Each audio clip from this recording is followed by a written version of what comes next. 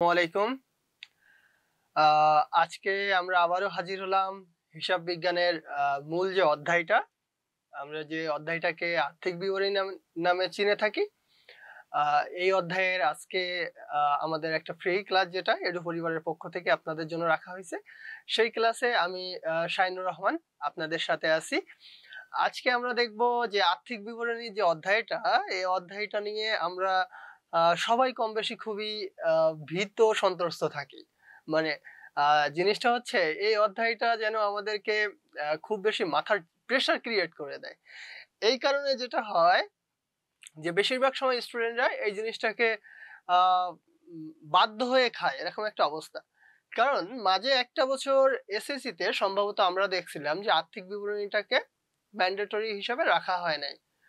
সেই ক্ষেত্রে যেটা হয়েছিল, বেশিরভাগ স্টুডেন্ট, অর্থাৎ আমি যদি বলি 80 থেকে 90% স্টুডেন্ট এবং তারও বেশি পরিমাণ হবে হয়তো, তারা আর্থিক বিবরণীটাকে অ্যান্সার করার জন্য সাহস দেখায়নি। তো অর্থাৎ আমরা এটার মাধ্যমে তখনই বুঝছিলাম যে আর্থিক বিবরণী অধ্যায়টাকে যদি আপনি ম্যান্ডেটরি না করেন, মোস্ট অফ দ্য টাইম স্টুডেন্টরা এটাকে অ্যাভয়েড করার চেষ্টা করে। কেন করে? এই যে অ্যাভয়েড করার টেন্ডেন্সি, এই অধ্যায়টাকে কেন, এই অধ্যায়টাই কিন্তু অ্যাকাউন্টিং এর আমরা বলতে পারি মূল অধ্যায়। তাহলে কেন এই অধ্যায়টাকে বাদ দেওয়া হয় বা আমরা বাদ দেওয়ার চেষ্টা করি? কারণটা হচ্ছে, আমাদের গতানুগতিক যে পড়াশোনা, সেই পড়াশোনার সিস্টেমটা আমাদেরকে এমন একটা অবস্থায় নিয়ে গেছে, যে কারণে আমরা আর্থিক অবস্থাটাকে ভয়ঙ্কর রূপে দেখে থাকি। আর্থিক অবস্থাটা আসলে ভয়ঙ্কর কোনো জিনিস না।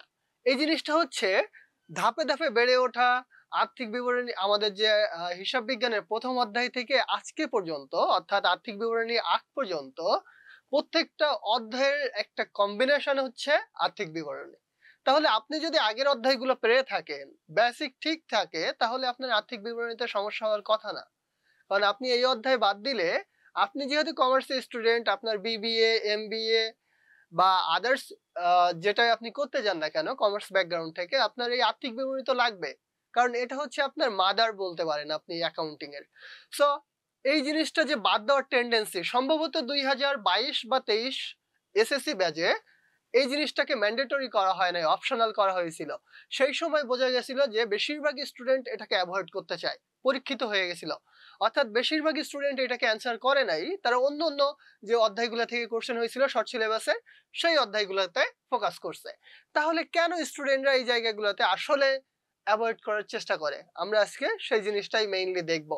যে আমরা এই গতানুগতিক পড়াশোনার বাইরে গিয়ে কিভাবে আর্থিক বিবরণীটাকে জাস্ট মনে রাখার মতো করে পড়তে পারি।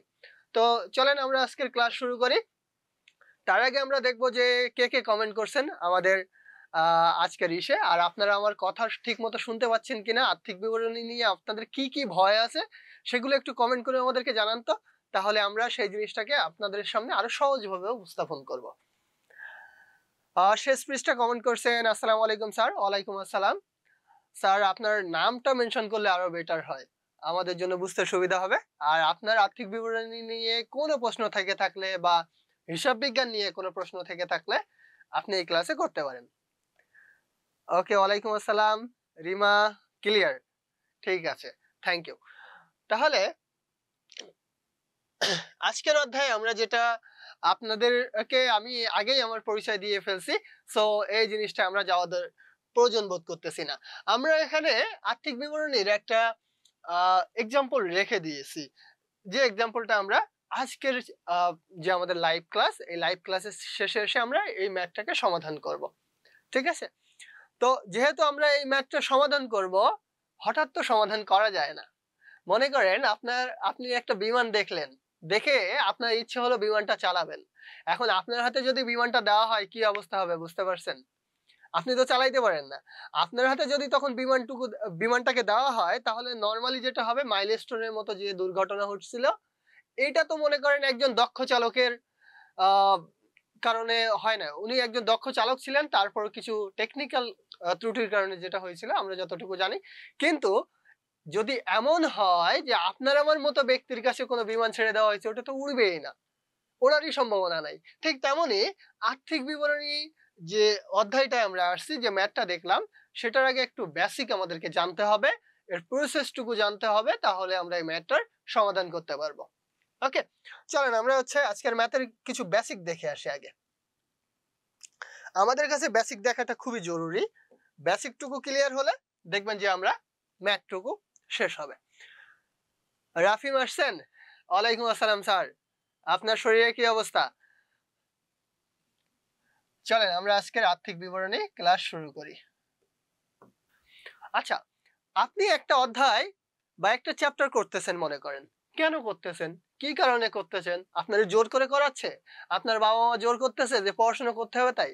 এমনি না, চ্যাপ্টারটুকু আপনার বুঝতে হবে, আইডিয়া থাকতে হবে। দেখেন, আমরা হিসাব বিজ্ঞানে এতদিন যা করছি সবগুলো জাস্ট ট্রায়াল ছিল, জাস্ট ট্রায়াল। আপনার হিসাব বিজ্ঞানে আমাদের আজকে পর্যন্ত যতটুকু ছিল, অর্থাৎ আর্থিক বিবরণী আগ পর্যন্ত যা ছিল পুরোটা ছিল ট্রায়াল। জি স্যার, আলহামদুলিল্লাহ আমিও সুস্থ হয়ে গেছি। কিছুটা অসুস্থতা এখনো আছে, তারপর আপনাদের দোয়ায় বেশিরভাগই সুস্থ হয়ে গেছে। আচ্ছা, আমরা যেটা বলছিলাম সেটা হচ্ছে আর্থিক বিবরণী হচ্ছে হিসাব বিজ্ঞানের মা বলতে পারেন।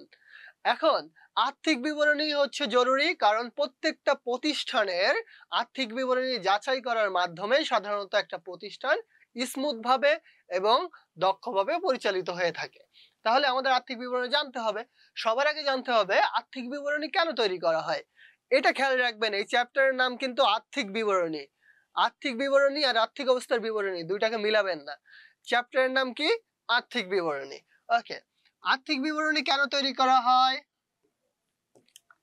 আর্থিক বিবরণী তৈরি করা হয় দুইটা কারণে। কি কারণে? দুইটা কারণে। এক হচ্ছে, ওকে দেখেন, আমাদের হচ্ছে এখানে আর্থিক বিবরণীর যে দুইটা অংশ, আর্থিক বিবরণীর অংশের অর্থাৎ মূল উদ্দেশ্যটা কি? আর্থিক বিবরণীর উদ্দেশ্যটা হচ্ছে আর্থিক ফলাফল জানা আর আর্থিক অবস্থা জানা। আর্থিক ফলাফল জানা আর আর্থিক অবস্থা জানাটা হচ্ছে তাহলে আমাদের আর্থিক বিবরণীর মূল উদ্দেশ্য।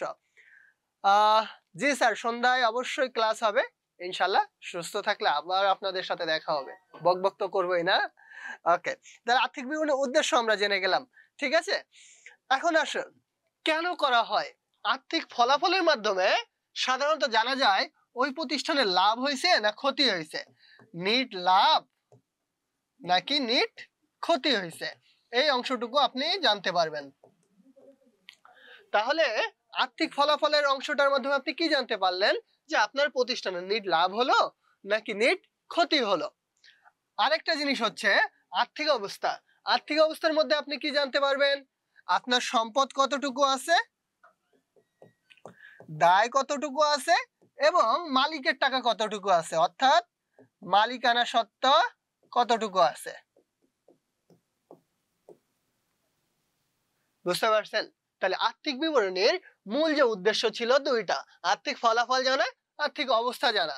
আর্থিক ফলাফল জানার মাধ্যমে যেটা জানতে পারলাম সেটা হচ্ছে নিট লাভ হলো প্রতিষ্ঠানের নাকি নিট ক্ষতি হলো। আরেকটা হচ্ছে আর্থিক অবস্থা জানা, অর্থাৎ ওই প্রতিষ্ঠানের এখন অবস্থাটা কি, ওর সম্পদ আছে, দায় আছে, নাকি মালিকানা সত্ত্ব অর্থাৎ মালিকের টাকা আছে কিনা। আপনারা এইটুকু অংশ বুঝতে পারছেন কিনা একটু আমাকে জানান তো কমেন্ট করে। সবাই বুঝছেন কিনা আমাকে জানান তো। আপনারা তো অনেকেই আছেন, আমাকে একটু জাস্ট বলেন যে এই অংশটুকু আপনারা বুঝছেন কিনা। তাহলে আমরা আর্থিক অবস্থার বিবরণী বা আর্থিক বিবরণী কেন তৈরি করে থাকি, এটা কিন্তু হিসাব বিজ্ঞানের মেইন চ্যাপ্টার। সো আপনারা আমাকে বলেন যে আপনারা এইটুকু বুঝছেন কিনা। কে কে আছেন আমাদের সাথে? রাফি, আমাকে ছাড়া চলে না? চলবে চলবে।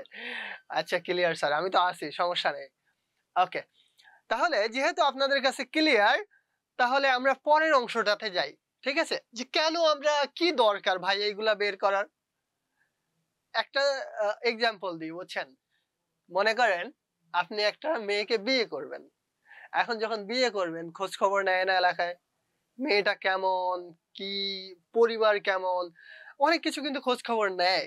ঠিক তেমনি আপনি একটা প্রতিষ্ঠানে যখন ইনভেস্ট করতে যাইবেন, মনে করেন আপনি একটা জায়গায় টাকা ইনভেস্ট করতে যাচ্ছেন, তো আপনি ওই প্রতিষ্ঠান সম্পর্কে খোঁজ নেবেন না? ও প্রতিষ্ঠানটা লাভজনক কিনা, 2 দিন পরে ইভ্যালির মতো ভেঙে যাবে কিনা, 3 দিনের দিন মনে করেন যে বললো যে আমার ব্যবসায় লালবাতি জ্বলে গেছে বলে আপনাকে কোনো টাকা দিল না, এরকম হবে কিনা, এইরকম ঘটনা ঘটবে কিনা, এটা তো জানবেন আপনি। জানার জন্য আগে থেকে তো আপনার তার আর্থিক বিবরণী জানা জরুরি। ওকে, রাফিমের ক্লিয়ার। অসীম আলম জুনায়েদ, আসসালামু আলাইকুম। ওয়ালাইকুম আসসালাম স্যার। কোনো কিছু জানার থাকলে অবশ্যই বলবেন। আচ্ছা, তাহলে আমরা প্রথম অংশটুকু বুঝলাম। তাহলে এই যে অবস্থা, অর্থাৎ আর্থিক বিবরণী কেন তৈরি করা হয়, চলেন একটু দেখি কেন তৈরি করা হয়। রাফিম বুঝতে পারছেন? একটু অসুস্থতা এখনো আছে স্যার। এখনকার জ্বর তো, হঠাৎ করে জ্বর থেকে উঠলে সুস্থ। আপনাদের দোয়ায় ইনশাল্লাহ হয়ে যাবো, সমস্যা নাই। মীর আলী বলছেন শেখ হাসিনাকে নিয়ে। জি জি, অবশ্যই আপনার কথা ঠিক। আচ্ছা, কেন তৈরি করা হয়? তবে মীর আলীকে আমি জাস্ট একটা কথা বলি, যে শেখ হাসিনাকে তৈরি কিন্তু আমরাই করছি। আপনার আমার মতো ব্যক্তিরা আমরা প্রোটেক্ট করি নাই বলেই ওনার মতো ব্যক্তি তৈরি হয়েছে, দুই একদিনে তৈরি হয় না। আচ্ছা, কেন তৈরি করা হয় তাহলে আর্থিক বিবরণী?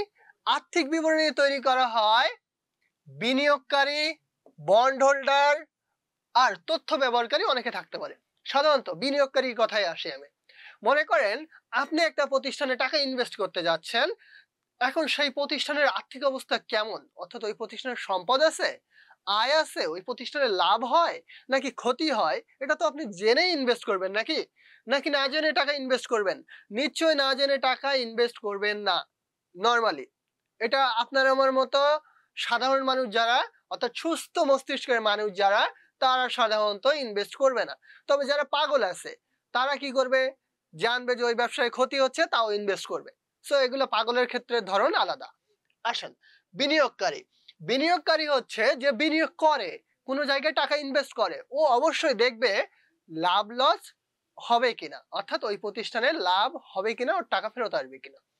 সেই জন্য ও কিভাবে জানবে? ও জানবে ওই আর্থিক বিবরণী দেখার মাধ্যমে, যে ওই প্রতিষ্ঠানের লাভ হয়েছে, ওই প্রতিষ্ঠানের সম্পদ আছে, মালিকানা সত্ত্ব আছে, নাকি দায় কতটুকু আছে, সবকিছু দেখে তারপরে ও ওই প্রতিষ্ঠানে বিনিয়োগ করবে। বুঝতে পারছেন? এখন আসেন, আমি পাগলের কথা বললাম না, একটা পাগলের গল্প দেখি, বুঝছেন? চৈতি পাগল। চৈতি পাগল নিয়ে একটা মুভি আছে সম্ভবত, এবং নাটকও আছে হুমায়ুন আহমেদের। দেখেন, চৈতি পাগল হচ্ছে যে চৈত্র মাসে গরম পড়লেই পাগল হয়ে যায়। কি হয়? চৈত্র মাসে গরম পড়লেই পাগল হয়, বাকি সময় সুস্থ থাকে। এখন এই যে চৈতি পাগল, মিথিলা, আমি আজকেই কথা বলবো। গতদিন কথা বলার চেষ্টা করছিলাম, হয় না, আজকে কথা বলবো যে এই সময়টুকু আমি পরবর্তীতে অন্য কোনো শিডিউল টাইমে ফেলানোর চেষ্টা করব। এখন আপনারা একটু কমেন্ট করে জানান তো আমাকে, এই ক্লাসটা অন্য কোন টাইমে নিলে আপনাদের জন্য বেটার হয়, তাহলে আমি সেভাবে ম্যানেজমেন্টের সাথে কথা বলবো। ঠিক আছে? আপনারা আমাকে একটু কমেন্ট করে জানান যে কোন টাইম আপনাদের জন্য বেস্ট। আচ্ছা, আমরা চৈতি পাগলের গল্প বলতেছিলাম স্যার। চৈতি পাগল কে ছিল? চৈতি পাগল হচ্ছে চৈত্র মাসে গরম পড়লেই যে পাগল হয়ে যায়, বাকি সময় কি থাকে? সুস্থ থাকে। এই চৈতি পাগল ওই যে মনে করেন 2 মাস বা 3 মাস পাগল থাকে। ওই 2 মাস বা 3 মাস ও দেখা যাচ্ছে যে একটা ব্যবসা প্রতিষ্ঠানে ক্ষতি হচ্ছে, তাও ইনভেস্ট করতে পারে, এরকম চান্স আছে। কিন্তু সুস্থ মানুষ সাধারণত ওখানে ইনভেস্ট করবে না। 3:30টা রাফিম। ওকে, ঠিক আছে, আমি কথা বলবো এটা নিয়ে। মিথিলা, কয়টাই হলে বেটার হয়? আচ্ছা, তাহলে কেন তৈরি করা হয় আর্থিক বিবরণী? বিনিয়োগকারী, বন্ড হোল্ডার এবং অন্যান্য যারা তথ্য ব্যবহারকারী আছে তারা সাধারণত তথ্য জানতে চায়, তাই এটা তৈরি করা হয়। ওকে, 4টায় নিলে যদি ভালো হয় আমি 4টাই নিব। ঠিক আছে, ঠিক আছে, 4টার বিষয়ে কথা বলা হবে, সমস্যা নেই। 4টা বা 4:30টার স্লটে আপনাদের জন্য আমি জায়গা করব। মুজাহিদুল হাসান, আলহামদুলিল্লাহ স্যার, আমি ভালো আছি, আপনারা কেমন আছেন? ওকে, তাহলে আমরা পরের পোর্শনটাতে যাই, চলেন। পরের পোর্শন হচ্ছে এর প্রকারভেদ, অর্থাৎ আর্থিক বিবরণী প্রকারভেদ।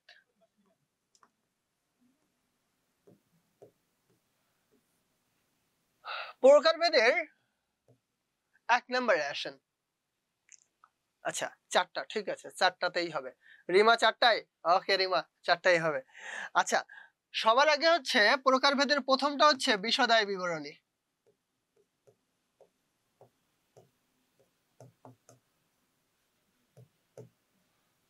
তাহলে প্রথমটা কি? বিশদায় বিবরণী। তাহলে আমরা বলতে চাচ্ছি আর্থিক বিবরণী কয় প্রকার হবে? প্রকারটা হচ্ছে 5 প্রকার। এক কথায় আর্থিক বিবরণী বাচ্চা কয়টা? 5টা বাচ্চা। ঠিক আছে, প্রথম বাচ্চার নাম কি? বিশদায়ী বিবরণী। তাহলে প্রথম বাচ্চা হচ্ছে বিশদায়ী বিবরণী, দ্বিতীয় বাচ্চা হচ্ছে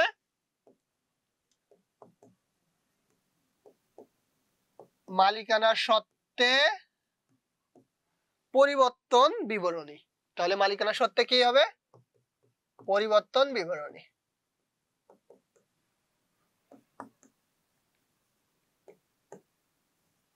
ওকে, 3 নম্বরে আসেন। এই জায়গায় আপনারা প্যাচালটা লাগান, আর্থিক অবস্থার বিবরণী বলেন আর আর্থিক বিবরণী বলেন। জিনিসটা হচ্ছে আপনারা হচ্ছে চ্যাপ্টারের নাম ধরে রাখেন ভেতরের একটা অংশকে। একটা মজার গল্প বলবো, দাঁড়ান, দৌড় দিয়েন না কেউ। হ্যাঁ, আর্থিক অবস্থার বিবরণী। এরপরে হচ্ছে নগদ প্রবাহ বিবরণী। নগদ প্রবাহ বিবরণী। আর 5 নম্বরে হচ্ছে প্রয়োজনীয় কিছু টিকার দরকার হয় আমাদের,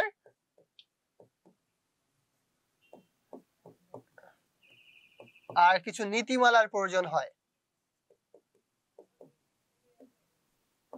ওকে, এখন আসেন দেখেন এই 3 নম্বর পয়েন্টটা একটু দেখেন তো, আর্থিক অবস্থার বিবরণী। হ্যাঁ, একটা গল্প বলি। মনে করেন আমাদের রাফিম তো এখানে আছে, বা মিথিলা আছে, বা হচ্ছে রিমা আছে, মুজাহিদুল আছে, অনেকে আছে। আমি মনে করেন রাফিম হচ্ছে রাস্তা দিয়ে হেঁটে যাচ্ছে। ধরে নিলাম রাফিমের বাবার নাম হচ্ছে মনে করেন নুরুল হক। ঠিক আছে, এখন রাফিম রাস্তা দিয়ে যাচ্ছে, সরি ওর বাবা যাচ্ছে, নুরুল হক যাচ্ছে রাস্তা দিয়ে। এখন পিছে থেকে একজন ডাকলো, এই রাফিম এদিকে আয়, অর্থাৎ ছেলের নাম ধরে বাপরে ডাকতেছে, এই রাফিম এখানে আয়। এখন বলেন তখন অবস্থাটা কেমন হবে? বেকায়দা হবে না? ছেলের নাম ধরে বাপরে ডাকতেছে, অর্থাৎ ওর বাবার নাম নুরুল হক, ওর বাবা যাচ্ছে রাস্তা দিয়ে, ছেলের নাম ধরে ডাকতেছে, এই রাফিম এদিকে আয়। যদি বলতে এই রাফিমের বাপ এদিকে আয়, বিষয়টা কিন্তু আলাদা ছিল। তা না, বলে কি এই রাফিম এদিকে আয়। এখন বিষয়টা হচ্ছে আমাদের অধ্যায়ের নাম কিন্তু আর্থিক বিবরণী, আর ওর একটা বাচ্চার নাম হচ্ছে আর্থিক অবস্থার বিবরণী। আমরা বেশিরভাগ সময় বলে থাকি আর্থিক অবস্থার বিবরণীর চ্যাপ্টার, আসলে না, চ্যাপ্টারের নাম আর্থিক বিবরণী, ওর একটা বাচ্চার নাম আর্থিক অবস্থার বিবরণী। বুঝতে পারছেন? হ্যাঁ সামিরা, ওকে, ঠিক আছে রাফিম, সন্ধ্যায় ফাটাফাটি হবে, যুদ্ধ লাগবে নাকি? আচ্ছা, এখন দেখেন প্রথম অংশটা কি বলছিলাম, এর 5টা বাচ্চা। একটা হচ্ছে বিশদায়ী বিবরণী, মালিকানা সত্ত্বে পরিবর্তন বিবরণী, আর্থিক অবস্থার বিবরণী, নগদ প্রবাহ বিবরণী, আর প্রয়োজনীয় টিকা বা নীতিমালা। এই 4 আর 5 নাম্বারটা আপনারা এইচএসসি তে গিয়ে দেখবেন। এই অংশটা এইচএসসির জন্য বরাদ্দ, এখন ওই অংশ নিয়ে আপনাদের মাথা ব্যথার কোনো দরকার নেই। তাহলে আমরা পাইলাম 1 থেকে 3 পর্যন্ত, এটা এসএসসির জন্য। এই অংশটা থেকে কোশ্চেন হবে এবং মাস্ট হবে। ঠিক আছে, বিশদায়ী বিবরণীর মাধ্যমে কি করা হয়? লাভ ক্ষতি বের করা হয়। কি বের করা হয়? লাভ আর ক্ষতি বের করা হয়। মালিকানা সত্ত্ব বিবরণীর মাধ্যমে শুধুমাত্র মূলধনের হিসাবটা বের করা হয়। কিসের হিসাব? মূলধনের হিসাবটা বের করা হয়। আর আর্থিক অবস্থার বিবরণীর মাধ্যমে সম্পদ, দায় আর মূলধন, 3টা জিনিস বের করা হয়। তাহলে সম্পদ, দায় আর মূলধন। আমরা যেহেতু 4 আর 5 লাগবে না, এটাকে মুছে দিলাম।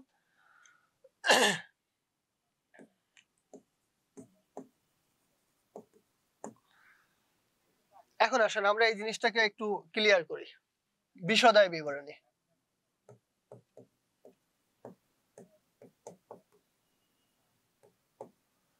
বিশদায়ী বিবরণীর মাধ্যমে সাধারণত কি করা হয়? লাভ আর ক্ষতি নির্ণয় করা হয়। তাহলে বিশদায়ী বিবরণীর মাধ্যমে সাধারণত কি করা হয়? লাভ আর ক্ষতিটুকু নির্ণয় করা হয়। রাফিম কি আমি যুদ্ধ করলে আমার সাথে যুদ্ধ করবেন? বাহ, আপনারা একটা অসুস্থ মানুষের সাথে যুদ্ধ শুরু করে দিলেন, বিষয়টা ঠিক হলো না স্যার।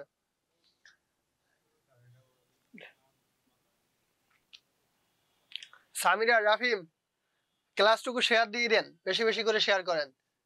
আচ্ছা, বিশদায়ী বিবরণীতে কি হলো? আমরা সাধারণত লাভ ক্ষতি বের করে থাকি, আর এখানে বসে থাকে শুধুমাত্র আয় আর ব্যয়গুলা। শুধুমাত্র কি বসে, আয় আর ব্যয়গুলা সাধারণত এখানে বসে থাকে। এখন দেখেন বিশদায়ী বিবরণীর মাধ্যমে সাধারণত কি করা হয়, তাহলে আমরা বের করলাম লাভ ক্ষতি বের করা হয়, আর এখানে বসে কে কে, আয় ব্যয়। তাহলে বসে আর বের করি এটা।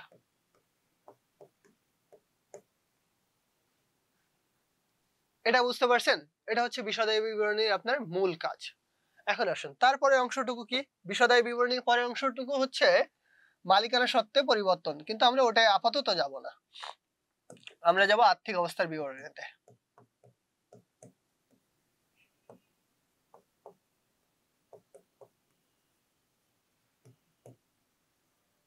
এইটার মাধ্যমে তাহলে কি বের করা হয়,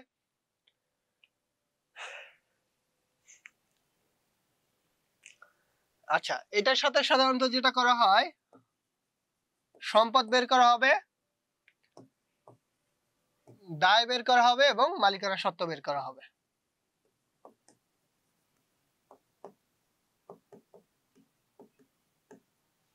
তাহলে এখানে কি কি বসবে স্যার, এখানে সম্পদ বসবে, তাহলে এখানে আমাদের বসবে কি, সম্পদ। আচ্ছা আমাদের জানেন তো একটু টেকনিক্যাল প্রবলেম হয়, এটা আমরা সলভ করে ফেলছি অলরেডি। ওকে, তাহলে আমাদের এখানে কি বসবে, প্রথমত সম্পদ বসবে, দায়গুলো বসবে এবং মূলধন সংক্রান্ত যত কিছু আছে সেগুলো বসবে। দেখেন আমরা জানতাম কি হিসাব কয় প্রকার, 5 প্রকার। এক হচ্ছে সম্পদ, দায়, মালিকানা সত্ত্ব 3টা, আয় ব্যয় 5টা মোট, অর্থাৎ 2টা এখানে বসলো আর 3টা ওখানে বসলো।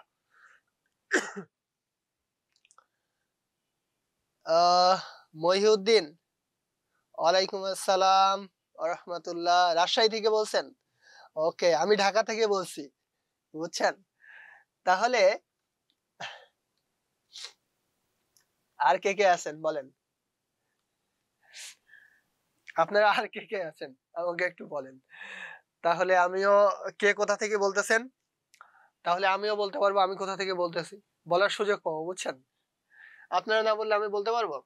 তাহলে আর্থিক অবস্থার বিবরণীতে কি কি বসে, সম্পদ, দায়, মালিকানা সত্ত্ব, এই 3টা আমরা নির্ণয় করে থাকি।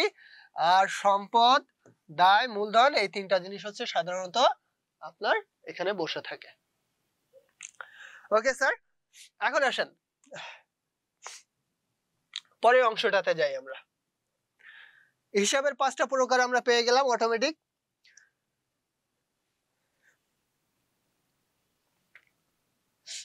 আমরা কয়েকটা হ্যাক দেখবো যেটা আমাদের বইয়ে নাই। হ্যাক বলতে কত ইজিলি এটাকে সলভ করা যায়।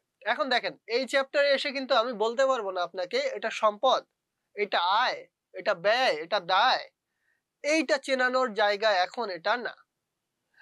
আপনাকে যখন ছোট ছোট করে দেখেন, লেনদেনের চ্যাপ্টার লাইভ থেকে বের হয়ে গেছিলাম, আবার ফিরে আসছি, সো একটু শেয়ার করে দিয়েন, ঠিক আছে? আমরা এই ক্লাসের যে মেইন অংশটাতে ছিলাম, আমরা যে কথা বলছিলাম যে এই ক্লাসেই সবকিছু শেখানো সম্ভব না, যেমন সম্পদ কোনটা আপনাকে চেনানো সম্ভব না, দায় কোনটা এখানে চেনানো সম্ভব না, মালিকানা সত্ত্ব কোনটা এখানে চেনানো সম্ভব না। কারণটা হচ্ছে এই অধ্যায়টা হচ্ছে, আমরা আগেই বলে আসছি এই অধ্যায়টা হচ্ছে হিসাব বিজ্ঞানের মাদার বা মা। কারণ আমরা লেনদেন দেখে আসছি, লেনদেন চেনা শিখছি, তারপরে কি করছি, হিসাব সমীকরণ করা শিখছি, যে এটা ডেবিটে যাবে, এটা ক্রেডিটে যাবে, কেন যাবে, এটা সম্পদ, এটা দায়, তাই। তারপরে আমরা হিসাবের চ্যাপ্টার দেখছি, জাবেদার চ্যাপ্টার দেখছি, এরকম আমরা অনেকগুলো চ্যাপ্টার দেখে আসছি। সবগুলো চ্যাপ্টারে আমরা আমাদের বেসিকের ধারণাটুকু ওখানে পেয়ে গেছিলাম। কিন্তু মেইন যে প্রবলেমটা, আমাদের যে যে জিনিসটার জন্য এত আয়োজন, সেই জিনিসটা হচ্ছে আর্থিক বিবরণী। দেখেন একটা বিয়েতে কি হয় নরমালি, একটা বিয়েতে দেখবেন কেনাকাটা হয়, গায়ে হলুদ হয়, তারপরে হচ্ছে আপনার আদার যত আমরা অনুষ্ঠান বলে থাকি, গালে ভাত বা আরো কিছু কিছু জানি হয়, কি জানি হচ্ছে আপনার হচ্ছে গ্রামের দিকে আবার এটাকে বলে যে অল্প বয়সে যে যার বিয়ে হয়ে যায়, বা এর জন্য আমার মনে হয় কাউকে দাওয়াত দিয়েও খাওয়ায় সম্ভবত। তো এই যে অনেকগুলো স্টেজ আছে, এই স্টেজ গুলোর মূল কারণটা কি, বিয়ে দেওয়া, ঠিক তেমনি আমরা যে এত কিছু চিনে আসছি, এই প্রত্যেকটা চেনার মূল উদ্দেশ্য ছিল আমাদের আর্থিক অবস্থার বিবরণী করা। আচ্ছা, আমাদের আর সাথে কে কে আছেন একটু আমাদেরকে জানাবেন। আচ্ছা, আর্থিক অবস্থার বিবরণীতে তাহলে আমরা কি কি বললাম? সম্পদ বলবে, দায় বলবে, আর মালিকানা সত্ত্বের অংশটুকু বলবে। ওকে, আমরা এই অংশটুকু পর্যন্ত ছিলাম। তারপরে অংশে আমরা আসি। আমরা আজকে দেখবো যেটা, okay thank you Rafim, thank you. আর আমাদের সাথে আর কে কে আছেন? বাকি সবাই একটু কমেন্ট করে আমাদেরকে জানাবেন যে আর কে কে আছেন আমাদের সাথে। আপনাদের সবারই কমেন্ট পড়তে খুব ভালো লাগে, হ্যাঁ, কমেন্ট করেন। আচ্ছা, আমরা দেখব বিশদায় বিবরণীতে সাধারণত কি কি হবে। আজকে আমাদের মূল ফোকাস থাকবে বিশদায় বিবরণীতে।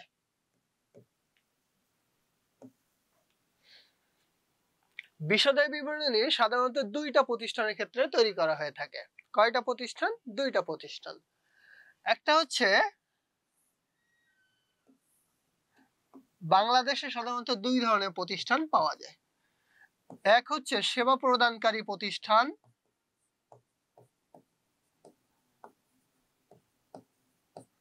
সেবা প্রদানকারী ব্যবসা প্রতিষ্ঠান থাকে সাধারণত।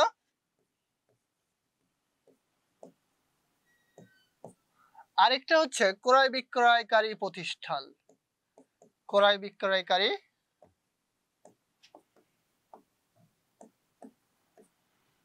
প্রতিষ্ঠান।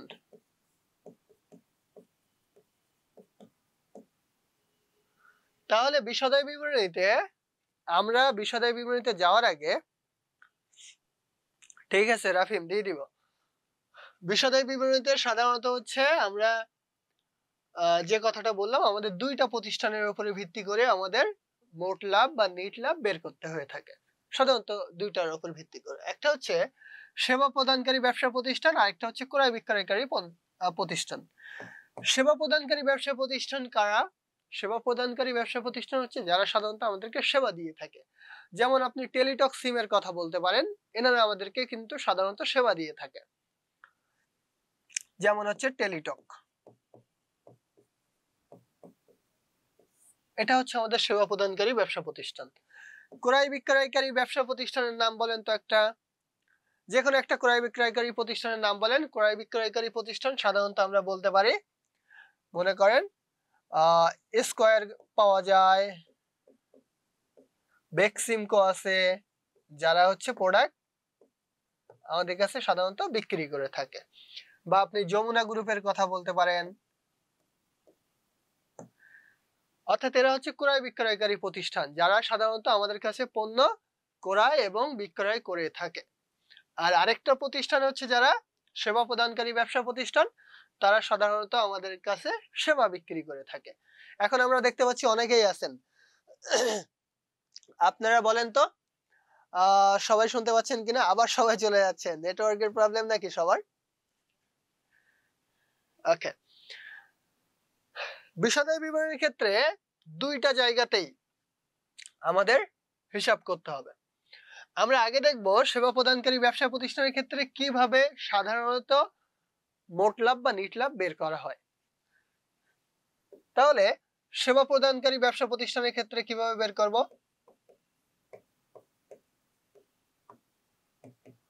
এইটার ক্ষেত্রে খুবই সহজ ম্যাথটা। এর ক্ষেত্রে কি হবে? খুব সহজ। প্রথমত কি করবেন? মোট আয়গুলাকে যোগ করবেন, অর্থাৎ আয়গুলাকে সব আগে যোগ করে নেবেন। এটা আপনারা যদি আমাদের সাথে এডু পরিবারে যোগ হন, আমরা ক্লাসগুলা স্টেপ বাই স্টেপ যাব, ধাপে ধাপে যাব। অর্থাৎ একবারে যদি আমি আপনাকে আর্থিক অবস্থা বুঝাইতে যাই, ওই অংশটা আপনার মাথায় ঢুকবে না। সো আমি কি করব? সাধারণত খুব ছোট ছোট আকারে যাব। যেমন আপনাকে আগে মোট লাভ বের করা শেখাবো, মোট লাভের ভেতরে কি কি প্রবলেম আপনি ফেস করতে পারেন। আমি এই যে এতদিন ধরে পড়াচ্ছি, স্টুডেন্টরা কোথায় কোথায় প্রবলেম বেশি ফেস করে, সেই জায়গাগুলোর সমস্যার সমাধান আমি আগেই আপনাকে করে দিব। তারপরে দেখবো যে আপনার ভেতরে কোনো প্রবলেম আছে কিনা। তারপরে নিট লাভে যাব, এরপরে আমি আর্থিক অবস্থায় যাব এবং মোট সম্পদ বের করা শেখাবো, সম্পদটাকে চেনা শেখাবো।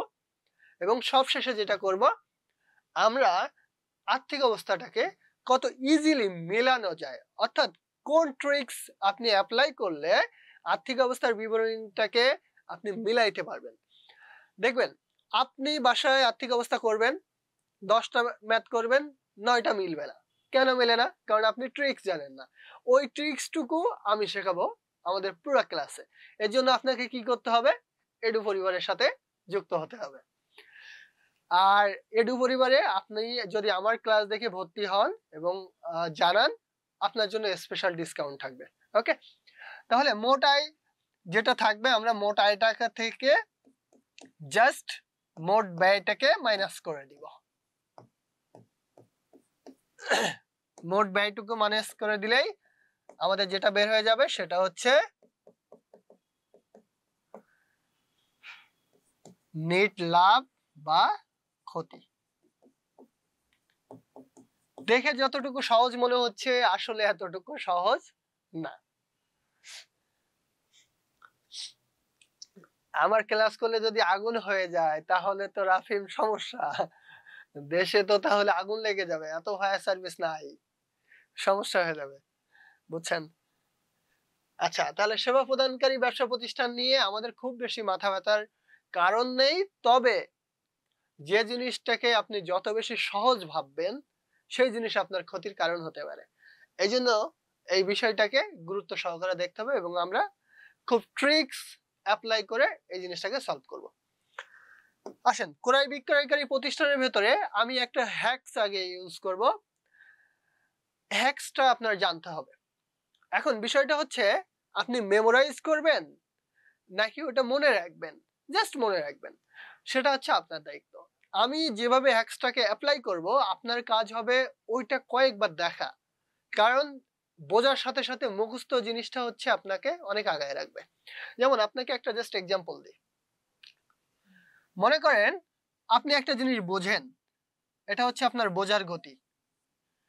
পরীক্ষার রুমে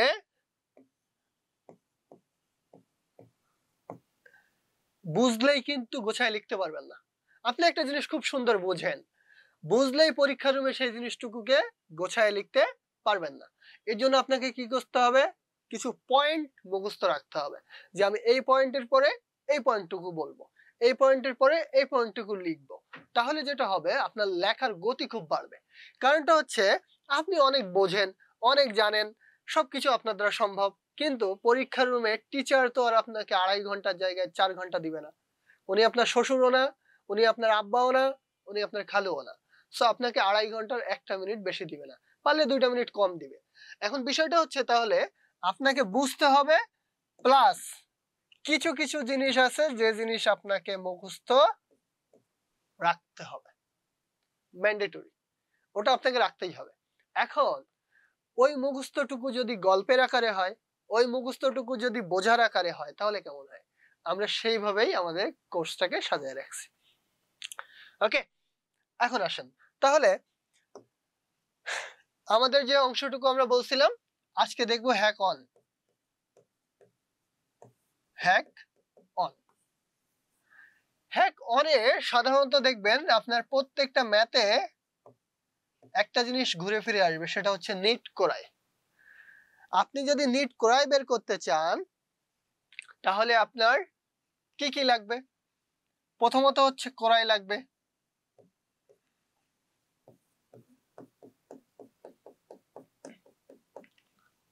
দেখেন, আপনারা যদি কেউ হিসাব বিজ্ঞানের কিছু না শিখে আসেন, আগের ক্রয় বিক্রয় সম্পর্কে কোনো ধারণা না থেকে থাকে, আপনি হঠাৎ করে এসে এটা দেখলেই মনে করবেন কি মহাসমুদ্রে পড়ে গেছেন। দেখেন, যে ব্যক্তি সাঁতার জানে না সে ব্যক্তিকে যদি আমি সমুদ্রে মাঝখানে ফেলায় দিই, সে তো পানি দেখেই ভয় খেয়ে মরে যাবে, প্যানিক অ্যাটাক হবে। জিসান রাহাত, এটা হিসাব বিজ্ঞান ক্লাস স্যার, আপনি কোন ক্লাস করতে যাচ্ছেন? আর আপনারা কে কে আছেন আমার সাথে একটু কমেন্ট করেন তো সবাই, দেখি আপনাদের জন্য ডিসকাউন্টের ব্যবস্থা করতে পারি কি। রাফিমের জন্য তো থাকবেই, বাকি কে কে আছেন বলেন। ক্রয়ের সাথে অলিখিত ক্রয় আমরা যোগ করে থাকি।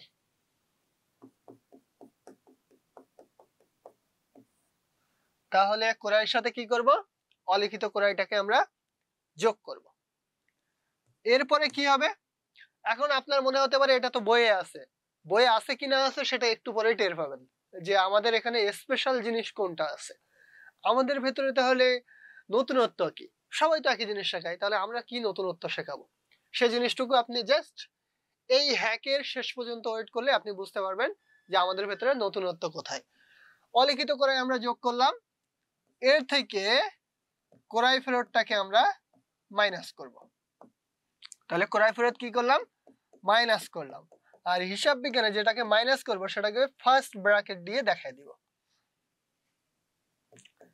এরপরে কি করব, ক্রয় বার্তাটাকেও আমরা মাইনাস করব। ওকে, এরপর পণ্য উত্তোলন এটাকে আমরা মাইনাস করব। কেন পণ্য উত্তোলন মাইনাস করলাম সেটা আমি একটু পরে আসছি। পণ্য উত্তোলনটাকে আমরা মাইনাস করলাম। ওকে, এরপরে আসেন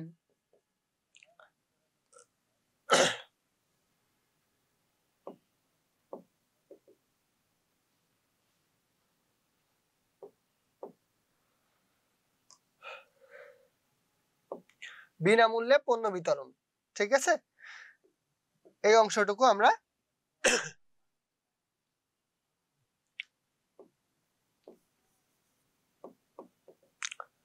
বিনামূল্যে পণ্য বিতরণ করলে সাধারণত কি হয়ে থাকে, বিনামূল্যে পণ্য বিতরণ করলে সাধারণত আমাদের প্রতিষ্ঠানের পণ্য কি হবে, কমে যাবে। এই জন্য ওই অংশটুকু আমরা মাইনাস করে থাকি। আপনি এতটুকু ভাবেন, জাস্ট হচ্ছে পণ্য যদি আমরা উত্তোলন করে থাকি, পণ্য উত্তোলন করলে কি হবে স্যার, পণ্য উত্তোলন করলে সাধারণত যেটা হবে, উত্তোলন ডেবিট, ক্রয় হিসাব ক্রেডিট। যেহেতু উত্তোলন ডেবিট হবে আর ক্রয় হিসাব ক্রেডিট হবে, দেখেন এই অংশটুকুতে আমরা সাধারণত যেটা করে থাকি বিনামূল্যে পণ্য বিতরণ। জাস্ট আপনি এইটুকু জানলেই যথেষ্ট, আপনার আর কোথাও আটকাবে না। এটাকে আপনি মাইনাস করে দিবেন। ওকে, ডান। এখন শেষে যে অংশটুকু বের হবে সেটা থেকে জাস্ট ভ্যাটটাকে মাইনাস করবেন। কি ভ্যাট, ক্রয় ভ্যাট। ক্রয় ভ্যাট মাইনাস করলে আপনার নিট ক্রয় বের হয়ে যাবে। শেষে যে অংশটুকু বের হবে সেটা হচ্ছে আমাদের নিট ক্রয়। ওকে, এখন আসেন পণ্য উত্তোলন কেন আমি মাইনাস করলাম। পণ্য উত্তোলন মাইনাস করার কারণটা হচ্ছে, এটা জাবেদা করেন তো স্যার। জাবেদা করলে আমরা পাবো উত্তোলন হিসাব ডেবিট আর ক্রয় হিসাব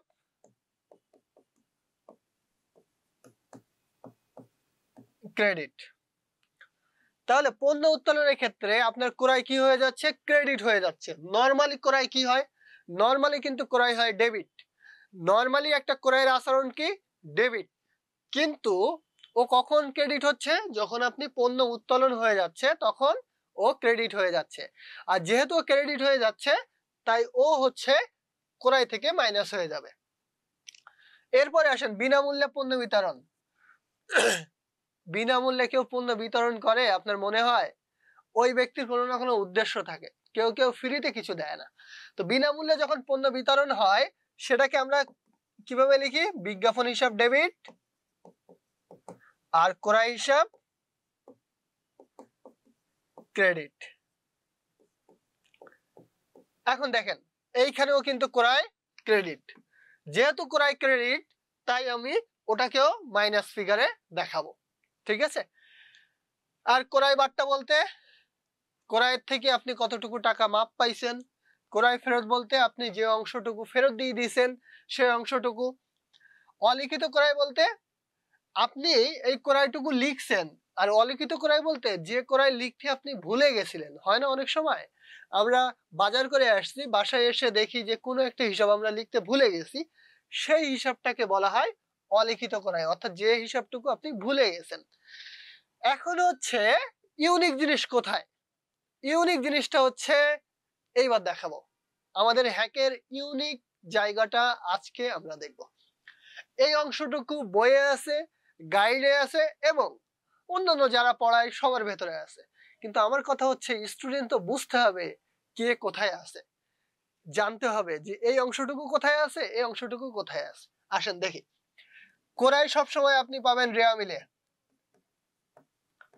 কোথায় পাবেন? রেয়া মিলে। এখন বলতে পারেন স্যার আপনি আবার রেয়া মিলে গেলেন কেমনে? আসেন কোশ্চেনের এই অংশটাতে দেখেন, আমরা একটা হিসাব বিজ্ঞানের আর্থিক বিবরণীর একটা কোশ্চেন আমরা দেখতে পাচ্ছি। রাফিম দেখতে পাচ্ছেন কোশ্চেনটা? কোশ্চেনে দেখেন দুইটা অংশ আছে। কোশ্চেনের দুইটা অংশের ভেতরে প্রথম অংশটা দেখেন একটা রেয়ামিল দেওয়া থাকবে। কোশ্চেনে কি দেওয়া থাকবে? প্রথম অংশে একটা রেয়ামিল দেওয়া থাকবে। এই রেয়ামিলটা সঠিক আছে, এই রেয়ামিল নিয়ে আপনার মাথা ব্যথার কোনো দরকার নেই। রেয়ামিল কি আছে? সঠিক আছে। ওর পরে দেখেন কিছু সমন্বয় দেওয়া আছে এইখানে, এই অংশটুকু দেখেন, এখানে কিছু সমন্বয় দেওয়া আছে। এই সমন্বয় সমূহ কি? এই সমন্বয় জিনিসটা হচ্ছে আপনি কিছু জিনিস লিখতে ভুলে গেছিলেন, সেই জিনিসগুলো ওই সমন্বয়ে অ্যাড করে দেওয়া হয়েছে। অর্থাৎ যে জিনিসগুলো আপনি ভুলে গেছিলেন সেগুলা নিচে লিখে দেওয়া হয়েছে, এটাকে বলা হয় সমন্বয়। এখন আসেন, এই যে সমন্বয় আর রেয়ামিল পরীক্ষার রুমে আমি বলতে চাচ্ছিলাম যে আপনি খুঁজে পাবেন কোথায়? কোরাইটাকে কোথায় খুঁজে পাবেন বলছি? কোরাইটাকে আমি বলছি কোথায় খুঁজে পাবেন? রেয়ামিলে খুঁজে পাবেন। দেখেন তো এখানে আছে কিনা। এই যে দেখেন এখানে আছে ক্রয় 1,00,000 টাকা, দেখছেন? তাহলে ক্রয় কোথায় খুঁজে পাবো? ক্রয় খুঁজে পাবো রেয়ামিলের মধ্যে। ওকে, এখন আসেন অলিখিত ক্রয়। অলিখিত ক্রয় কোথায় খুঁজে পাবেন? অলিখিত ক্রয় খুঁজে পাবেন আপনি সমন্বয়ে। তাহলে অলিখিত ক্রয় কোথায় খুঁজে পাবেন? অলিখিত ক্রয় খুঁজে পাবেন সমন্বয়ে। ওকে, আমরা দেখতে পাচ্ছি দেখেন এইখানে অনেকগুলো সমন্বয় দেওয়া হয়েছে। তার ভেতরে এখানে এই সমন্বয়ের ভেতরে, অর্থাৎ যেমন এখানে 3টা সমন্বয় দেওয়া হয়েছে, ঠিক তেমনই পরীক্ষা রুমে কোশ্চেনে আপনার এই অংশটাতে দেওয়া থাকবে আপনার অলিখিত ক্রয়। ওকে, এখন আসেন ক্রয় ফেরত। ক্রয় ফেরত সাধারণত রেয়ামিলে থাকবে। কোথায় থাকবে? রেয়ামিলে। ক্রয় বারটা কোথায় থাকবে? রেয়ামিলে। এখন এই জিনিসটা যখন আপনি জেনে যাবেন তখন আপনার জন্য খুঁজে পাওয়া খুব সহজ না? মনে করেন একটা গল্প বলি, আপনার 5-6টা ফ্রেন্ডকে নিয়ে যাইতে হবে, আপনার একটা প্রাইভেট কার আছে, আপনি ঢাকা থেকে যাবেন বগুড়া। এখন ঢাকা থেকে বগুড়া যাওয়ার পথে 5 জন ফ্রেন্ডকে আপনি নিয়ে যাবেন আপনার প্রাইভেট কারে করে। আপনি জানেন না আপনার ফ্রেন্ডরা কোথায় দাঁড়ায় আছে। এখন ওই 5 জনকে নিয়ে আপনি বগুড়ায় যাবেন কখন বলেন? আপনি জানেনই না তারা কোথায় দাঁড়ায় আছে। এখন কি করবেন? তাদেরকে খুঁজে পাবেন কি করে? আপনি মিরপুর 1-এ গিয়ে কি মাইকিং করবেন? বা মিরপুর 10-এ গিয়ে মাইকিং করবেন, ভাই তোমরা কোথায় আছো বের হয়ে আসো, না হলে কিন্তু আমি নিয়ে যাইতে পারবো না, আমার প্রাইভেট কারে হাওয়া নাই, এরকম কিছু বলবেন? নিশ্চয়ই বলবেন না। তাহলে সাধারণত আমরা কোথাও যাওয়ার সময় কি করি? যে বন্ধু তুই এখানে দাঁড়ায় থাকিস, আরেক বন্ধুকে বলি তুই এখানে দাঁড়ায় থাকিস।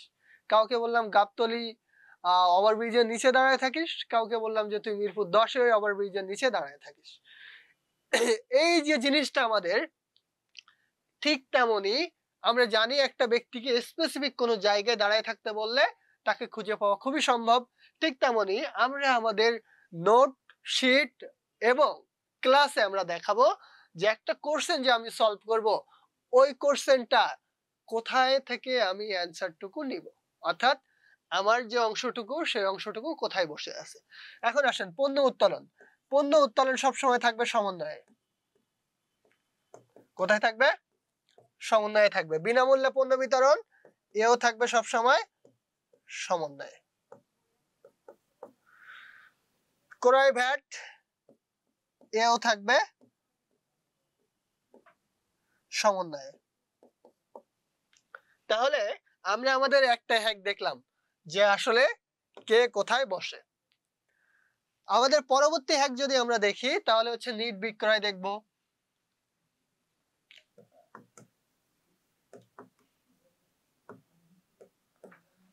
এখন দেখেন তো আমাদের এই ম্যাথটাতে আমরা যদি লাভ ক্ষতির হিসাবটুকু করতে যাই, খ নাম্বারটা দেখেন জাস্ট, মোট মুনাফা বা ক্ষতির পরিমাণ, তাহলে আমাদের কিভাবে করতে হবে সেটা আমরা একটু জাস্ট দেখবো। হ্যাঁ, এক পলক দেখলে আমরা বুঝতে পারবো। মোট মুনাফা বা ক্ষতি যদি আমরা বের করতে যাই তাহলে সেটা সূত্র কি হবে?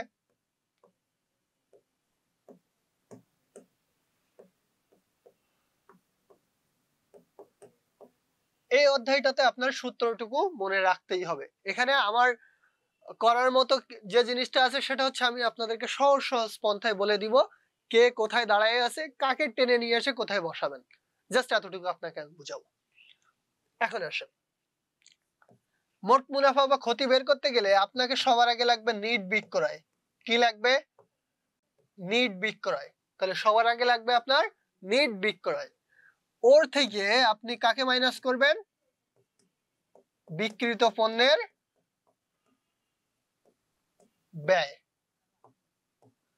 তাহলে নিট বিক্রয় থেকে আপনি যদি বিক্রিত পণ্যের ব্যয় মাইনাস করে দেন তাহলে আপনার কি বের হবে? মোট লাভের অংশ বের হয়ে যাবে। এটা হচ্ছে আমাদের মূল অংশ। অর্থাৎ আমরা মোট লাভকে যদি ফার্স্ট স্টেজ ধরি তাহলে আমাদের মোট লাভ বের করতে গেলে নিট বিক্রয় লাগবে, নিট বিক্রয় থেকে বিক্রিত পণ্যের ব্যয় মাইনাস করতে হবে। তাহলে আমাদেরকে এই জিনিসটাও জানতে হবে, এই জিনিসটাও জানতে হবে। আপনারা বুঝতে পারছেন? রাফিম এবং আরো যারা আছেন বুঝছেন? আপনারা কে কে আছেন দেখি আমাদের সাথে, এবং এই পর্যন্ত বুঝছেন কে কে?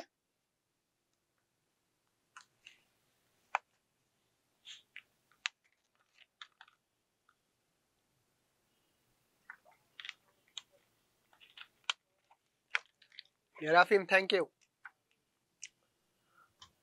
আর কে কে আছেন আমাদের সাথে বলেন। আমরা তো আপনাদের যদি কমেন্টই না পাই তো আমার তো মনে হবে আমি কবরস্থানে আছি, বুঝছেন? ওই যে আমি প্রায় বলে থাকি কবরস্থানে গিয়ে যদি আমরা সালাম দিই সাধারণত কি হবে? সালামের উত্তর তো কেউ দিবে না। এখন যদি দেয়ও তো আমরা হয়তো ভয়ে পালায়ে যাব, স্বাভাবিক। এখন আমি যদি এখানেও কথা বলি আপনারা যদি রিপ্লাই না দেন তো আমার মনে হবে না যে আমি কবরস্থানে আছি। ঠিক যেমন আমরা ওখানে গিয়ে সালাম দিই কেউ রিপ্লাই দেয় না, আমাদের তো মনে হবে যে আমরা সেরকম সিচুয়েশনে আছি, বুঝছেন? সো একটু জানান যে কে কে শুনতে পাচ্ছেন আর কে শুনতেও পাচ্ছেন না সেও বলেন যে স্যার শুনতে পাচ্ছি না আপনাকে। ওকে, তাহলে আমাদের লাগবে নিট বিক্রয় আর লাগবে কি? বিক্রিত পণ্যের ব্যয়। তো নিট বিক্রয় কি করে বের করব?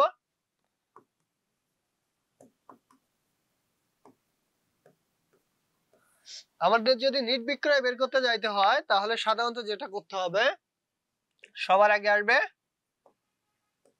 বিক্রয়, এর সাথে আমরা কি করব? অলিখিত বিক্রয় যোগ করে দিব। অলিখিত বিক্রয় তাহলে কোথায় পাবো? ওই যে সমন্বয়ের ভেতরে দেওয়া থাকবে। এর থেকে আমরা বিক্রয় ফেরত মাইনাস করব।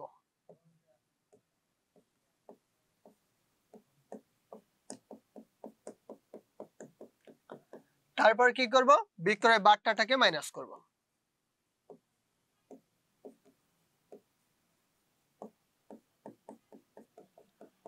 এবং সবশেষ যেটা করব আমরা বিক্রয় ভ্যাটটাকে মাইনাস করব।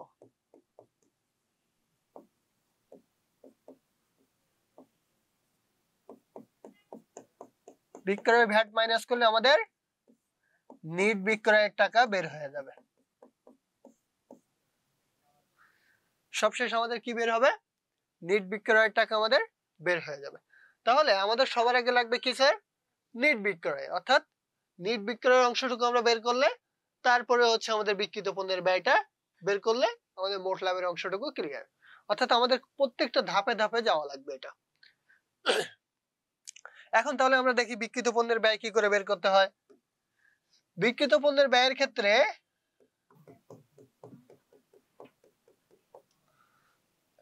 প্রারম্ভিক মজুত পণ্য নেওয়ার পরে এর সাথে আমাদের কি করতে হয়? নিট ক্রয়।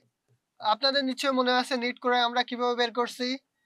নিট ক্রয় আমরা 1 নাম্বার অনে দেখছিলাম যে ওখানে আমাদের নিট ক্রয়ের ব্যাপারে ব্যাখ্যা দেওয়া হয়েছিল। তাহলে নিট ক্রয় হচ্ছে আমরা ওখান থেকে নিয়ে আসলাম, যোগ করলাম, এরপরে নিয়ে আসলাম মজুরি।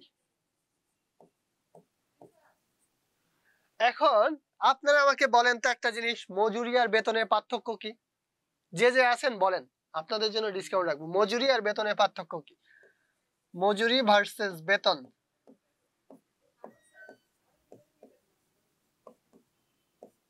বলেন মজুরি আর বেতনের পার্থক্য কি আমাকে একটু বলেন তো, যে মজুরি কাকে বলে আর বেতন কাকে বলে? কে কে আছেন? রাফিম আছেন নাকি? আপনারা যারা আছেন একটু আমাকে বলেন যে আসলে মজুরি কাকে বলে আর বেতন কাকে বলে।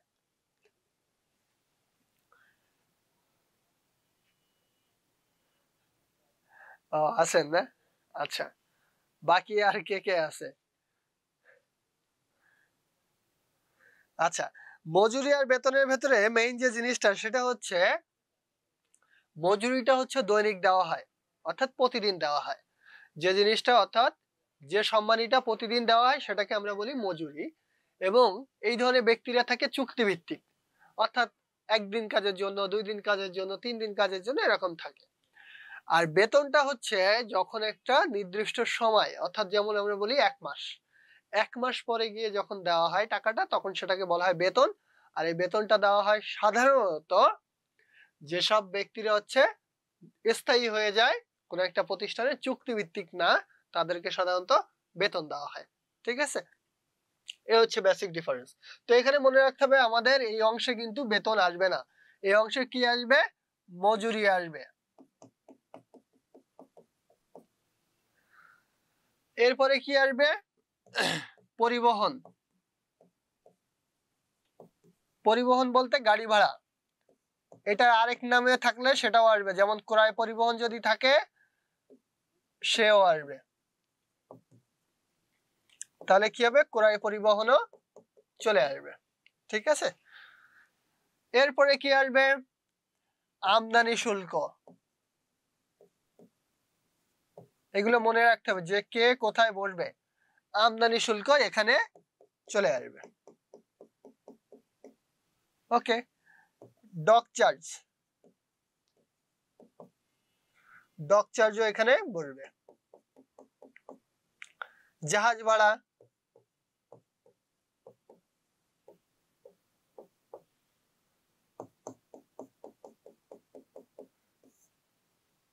এই কয়টা জিনিস সবগুলা যোগ হয়ে যাবে। এখন দেখেন ডক চার্জ কি। ডক চার্জ হচ্ছে, আপনি মনে করেন বাইরের দেশ থেকে প্রাইভেট কার কিনে নিয়ে আসছেন এবং সেটা চট্টগ্রামে আছে। এখন আপনি মনে করেন 20 তারিখে চট্টগ্রামে এসে আপনার প্রাইভেট কারটা পৌঁছাইছে। আপনি কি মনে করতেছেন 20 তারিখেই প্রাইভেট কার আপনি বাসায় নিয়ে আসতে পারবেন? না, অনেকগুলো প্রসিডিওর থাকে, ওইগুলো মেনটেন করার পরে আপনাকে ওই প্রাইভেট কারটা সাধারণত কাস্টম কোম্পানি বা বাংলাদেশ সরকার বলতে পারেন আপনাকে হ্যান্ড ওভার করবে। ওই নিয়মগুলো আপনাকে ফলো করতে হবে। তো সেই নিয়মগুলা ফলো করতে করতে সাধারণত 5-6 দিন সময় লেগে যায়। এখন এই 5-6 দিন কি আপনার গাড়িটা, অর্থাৎ এত শখের গাড়ি, এটা কি রোদে পুড়বে, বৃষ্টিতে ভিজবে, অর্থাৎ রাস্তায় ফেলানো থাকবে? নিশ্চয়ই না, আপনি এটা মানবেন না। তখন এটা একটা ওয়্যার হাউসে রাখা হয়, একটা গুদাম ঘরে রাখা হয় যেখানে সব গাড়ি থাকে। ওই জায়গায় যে রাখা হয় ওই 5-6 দিন, ওর জন্য আপনাকে একটা চার্জ পে করতে হয়। ওই জায়গাটার নাম হচ্ছে ডক। ওই জায়গার একটা চার্জ আপনাকে কি করতে হয়? পে করতে হয় ওই 5-6 দিনের। এটাকে বলা হয় ডক চার্জ। জাহাজ ভাড়া, অর্থাৎ পণ্য এক জায়গা থেকে আরেক জায়গায় নিয়ে যাইতে গেলে সাধারণত নৌপথে জাহাজের একটা ভাড়া দরকার হয়, সেটাকে আমরা বলে থাকি জাহাজ ভাড়া। তাহলে এক্সাক্ট যে সূত্রটা দাঁড়ালো সেটা হচ্ছে এই সবগুলা একসাথে যোগ হবে, এর থেকে শুধুমাত্র একটা জিনিস মাইনাস হবে, সেটা হচ্ছে সমাপনী মজুত পণ্য।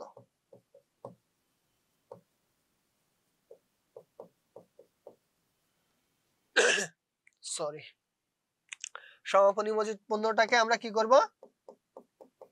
শুধুমাত্র এখান থেকে মাইনাস করে দিব, দিলে যেটা বের হবে সেটাই হচ্ছে আমাদের বিক্রিত পণ্যের ব্যয়। আশা করি বুঝতে পারছেন, এটা হচ্ছে আমাদের মেইন জিনিস ছিল। আমরা তাহলে তথ্য দেখছি দুই জায়গায়, একটা হচ্ছে রেওয়া মিলে আর একটা দেখছি তথ্য সমন্বয়ে। সমন্বয়ের তথ্য দুইবার বসবে, অর্থাৎ দুই জায়গার বসবে ও দুইবার বসবে। সমন্বয়ের তথ্য তাহলে কয়বার বসবে? দুইবার বসবে। রেওয়া মিলের তথ্য কয়বার বসবে? একবার বসবে। এটা মাথায় রাখবেন, সমন্বয়ের তথ্য বসবে দুইবার, রেওয়া মিলের তথ্য বসবে একবার। রাফিম বুঝছেন না? ওকে, থ্যাংক ইউ। আচ্ছা, তাহলে রেওয়া মিলের তথ্য একবার আর সমন্বয়ের তথ্য বসবে দুইবার, এটা মাথায় রাখতে হবে। সাথে আরেকটা জিনিস মাথায় রাখতে হবে, সমন্বয়ে যে তথ্যগুলো আছে, সমন্বয়ের তথ্যগুলা যদি অগ্রিম হয় তাহলে বিয়োগ হবে, আর যদি এই তথ্যগুলা বকেয়া হয় অর্থাৎ বকেয়া লেখা থাকে তাহলে প্লাস হবে। বকেয়া মানে কি? আপনার দিতে হবে, আর অগ্রিম মানে অলরেডি দিয়ে ফেলছেন, তার মানে ওটা আপনি মাইনাস করে দিলেই যথেষ্ট। এখন চলেন আমরা ম্যাথটার ক্ষেত্রে একটু জাস্ট সলভ করার চেষ্টা করি। তাহলে আমরা কি বলছি, মোট লাভ সমান কি করতে হবে আমাদের? আগে বের করতে হবে নিট বিক্রয়। তাহলে চলেন আগে নিট বিক্রয় বের করি। আমাদের বিক্রয় আছে কত টাকা স্যার? 2,60,000 টাকা। দেখেন তো বিক্রয়ের সাথে কোনো সমন্বয় আছে কিনা। সবসময় খেয়াল রাখতে হবে আপনার ওই জিনিসের সাথে কোনো সমন্বয় আছে কিনা। তো বিক্রয় আছে 2,60,000, ওর সাথে দেখেন একটা সমন্বয় আছে। সমন্বয় কোথায় পাবেন? এই যে নিচের অংশটুকুতে দেখেন, এই অংশটুকুতে আপনার সমন্বয় আছে। এই যে দেখেন, নগদে পণ্য বিক্রয় 17,000 টাকা, হিসাবের বইতে লিপিবদ্ধ করা হয়নি। তার মানে আপনি অলিখিত, লিপিবদ্ধ হয়নি মানে কি? অলিখিত। তার মানে নগদে পণ্য বিক্রয় করছেন আরো 17,000 টাকার, কিন্তু সেটা আপনি লিপিবদ্ধ করেননি, অলিখিত রয়ে গেছে। তাহলে আমরা যদি ছকটা নিই এবং সেটা করতে যাই। ওকে রাফিম, এখন আশা করি দেখতে পাচ্ছেন, ঠিক আছে। তাহলে আমাদের এইখানের কি অংশ হবে? আমরা জানি এই অংশ হবে বিবরণ, টাকা, টাকা এবং শেষের অংশ টাকা। তাহলে আমরা এখন কি বের করব? মোট লাভ বের করব। মোট লাভ বের করতে গেলে সবার আগে যেটা করতে হবে, কোম্পানির নাম লিখতে হবে। রুবাব ট্রেডার্স, এটা লিখতেই হবে। রুবাব ট্রেডার্স এর আমরা কি বের করব এখন বলেন তো? মোট লাভ। এখন মোট লাভ কিসের মধ্যে আছে? বিশদায়ের মধ্যে আছে, বিশদায় বিবরণী। এখন আপনি মোট লাভের মধ্যে তো বিশদায় বিবরণী বলতে, হ্যাঁ ফুলের বাগান দেখতে খুব ভালো লাগতেছে, থ্যাংক ইউ। আচ্ছা, বিশদায় বিবরণীর ভেতরে তো আমরা নিট লাভ পর্যন্ত বের করি, যেহেতু পুরোটা করতেছি না তাই আমরা এখানে লিখব আংশিক। কি লিখব? আংশিক। ওকে। আর তারিখ কত দেওয়া আছে দেখেন তো, 2013 সালে 31শে ডিসেম্বর সমাপ্ত বছরের জন্য, সেটা এখানে লিখে দিব। 2023 সালের 31শে ডিসেম্বর সমাপ্ত বছরের জন্য।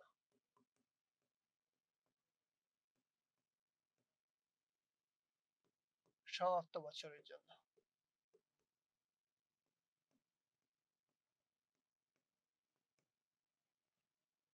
ওকে, ঠিক আছে। তাহলে এটা হচ্ছে আমাদের মূল অংশটা ছিল, হেডিং টুকু আপনাকে লিখতেই হবে। ওকে, এখন বিবরণ টাকা টাকা। আমরা যদি নিট বিক্রয় বের করতে যাই সবার আগে আমাদেরকে কি লিখতে হবে? বিক্রয়। বিক্রয় কত টাকা আছে দেখেন তো, বিক্রয় আছে 2,60,000 টাকা।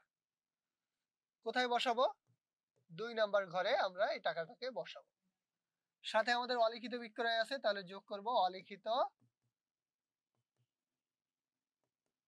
বিক্রয়। দেখেন তো অলিখিত বিক্রয় কত টাকা আছে? অলিখিত বিক্রয় আছে 17,000 টাকা, এর সাথে যোগ করে দিলাম। তাহলে আমরা পাইলাম 2,17,700 টাকা। এটা সোজা আপনারা নিট বিক্রয় লিখে দিতে পারেন যে এটা হচ্ছে আমাদের নিট বিক্রয়। এই যে টাকাটা এরো চিহ্ন দিয়ে দেখাই দিতে পারেন, এটা বেস্ট। পরের অংশটাতে আসেন। এখন আমাদের কি লাগবে? মাইনাস বিক্রিত পণ্যের ব্যয়।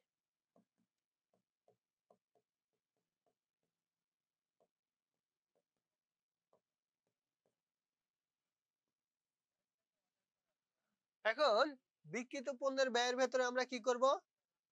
আমরা জানি কি সবার আগে কি আসে? প্রারম্ভিক মজুত পণ্য।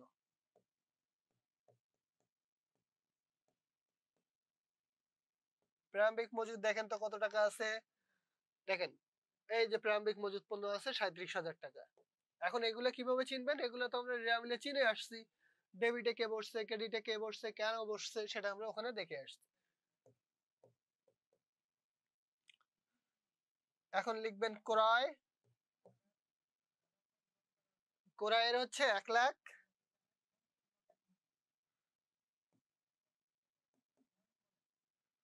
ক্রয় হচ্ছে 1 লক্ষ টাকা। ওর সাথে আমাদের কি আছে দেখেন তো? বহি ফেরত আছে, অর্থাৎ ক্রয় ফেরত আছে 3,000 টাকা। তার আগে দেখেন আরো কিছু আছে কিনা ক্রয়ের সাথে সম্বন্ধে। এই যে আছে দেখেন বিনামূল্যে পণ্য বিতরণ 1500 টাকা। তাহলে আগে ক্রয় ফেরতটাকে মাইনাস করেন। কত টাকা ছিল? 3,000 টাকা।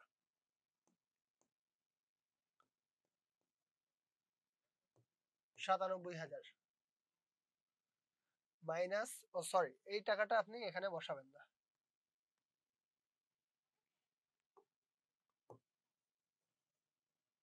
এই টাকাটা এখন বসানোর দরকার নেই, কারণ আমাদের এখনো টাকার অঙ্ক এখানে আছে। মাইনাস বিনামূল্যে পণ্য বিতরণ।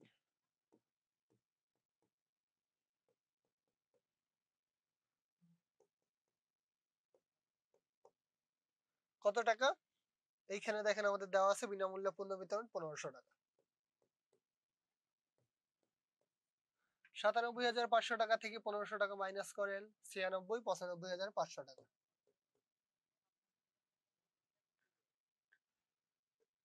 এটা হচ্ছে আমাদের নিট ক্রয় বের হয়ে গেল। এরপরে দেখেন তো আর আমাদের কি কি আছে। এরপরে এখানে যদি আমরা দেখি আমাদের শুধুমাত্র একটা জিনিসই আছে, সেটা হচ্ছে জাহাজ ভাড়া 36,000 টাকা। দেখেন ওর সাথে আবার কিন্তু একটা সমন্বয় আছে, অগ্রিম জাহাজ ভাড়া 300 টাকা। তাহলে জাহাজ ভাড়া আগে লেখেন।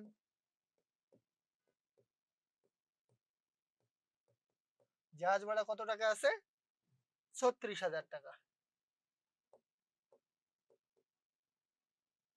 মাইনাস অগ্রিম, আমি আগেই বলে আসছি অগ্রিম কি হবে? মাইনাস হবে। আচ্ছা, অগ্রিম অংশটুকু তাহলে আমরা এখন কি করব? মাইনাস করে দিব। কত টাকা? 300 টাকা।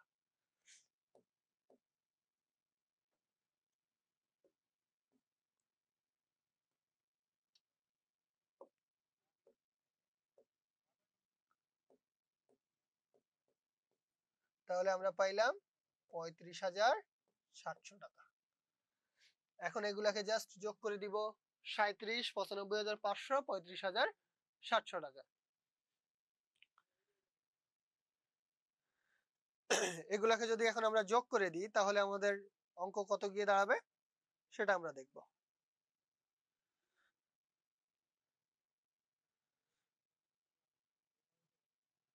কত হয় রাফিম? 37,000, 95,500, 35,700 টাকা। 1,68,200 টাকা।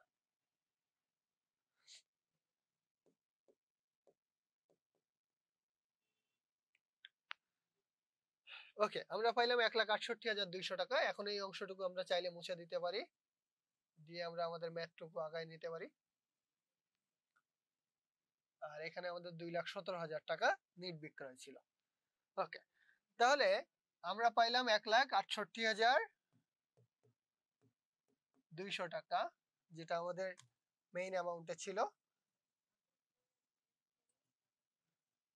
আর আমাদের এইখানের অংশ ছিল হচ্ছে 2,17,700 টাকা, যেটা আমরা নিট বিক্রয় আগেই বের করে ফেলছি, তাই তো? তাহলে আমাদের যে টাকাটুকু বের হলো 1,68,200 টাকা, এখান থেকে আমরা মাইনাস করব কাকে? সমাপনী মজুত পণ্যকে। মাইনাস সমাপনী মজুত পণ্য।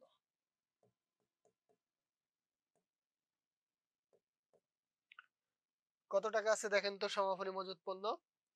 সমাপনী মজুত পণ্য আমাদের দেওয়াই নাই। তার মানে এটা হচ্ছে 0 থাকবে। টাকায় বসলো 1,68,200 টাকা। 1,68,200 টাকা যদি আমরা মাইনাস করে দিই, আমরা আমাদের 2,17,700 থেকে 2,17,700 টাকা থেকে, তাহলে আমাদের থাকে 49,500 টাকা। এটাই হচ্ছে আমাদের মোট লাভ।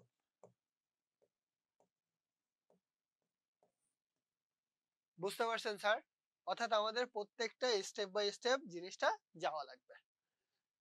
এই যে আর্থিক অবস্থা, এটা শুধুমাত্র একটা ক্ষুদ্র অংশ। ঠিক এরকম আরো অনেকগুলা পার্ট বাই পার্ট আমাদের যাইতে হবে, তাহলে এই আর্থিক অবস্থা শেষ হবে। এবং আপনারা তো জানেন আপনাদের সিলেবাসে এটা হচ্ছে 20 মার্কস এবং এটা ম্যান্ডেটরি। সো এটা জানতে হবে, শিখতে হবে এবং এটা ধৈর্য ধরে দেখতে হবে যে আসলে আপনার ম্যাথ মিলছে কিনা। ম্যাথ না মিললে আপনি 0 পাবেন। সো এই জিনিসের প্রতি আপনার একটা আলাদা ডেডিকেশন দিতেই হবে। তো আপনাদের যত কঠিন কঠিন সমন্বয় থাকবে, সব কঠিন সমন্বয়গুলোর সমাধান করব আমি।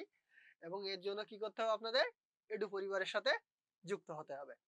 তাহলে দেখা হবে আপনাদের সাথে এডু পরিবারের ক্লাসরুমে ইনশাল্লাহ। ঠিক আছে, আজকে আমরা এখানেই শেষ করতেছি। আল্লাহ হাফেজ। আসসালামু আলাইকুম।